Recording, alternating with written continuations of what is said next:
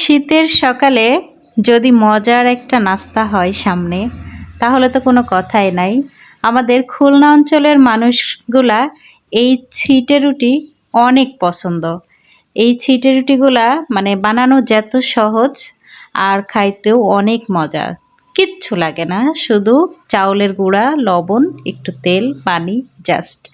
আর যদি এরকম একটা নন স্টিকি কুচকুচা কড়াই থাকে তাহলে তো আর কোনো কথাই না। পিঠা এমনিই চোখ বন্ধ করে হয়ে যাবে। তো সকালবেলা উঠেই সিদ্ধান্ত নিলাম আজকে ছিটে রুটি খাবো।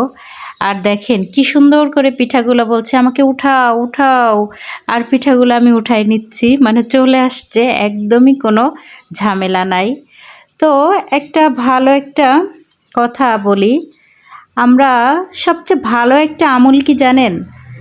সবচেয়ে ভালো আমল হচ্ছে ক্ষুধার্ত ব্যক্তিকে খাবার খাওয়ানো। আমরা যদি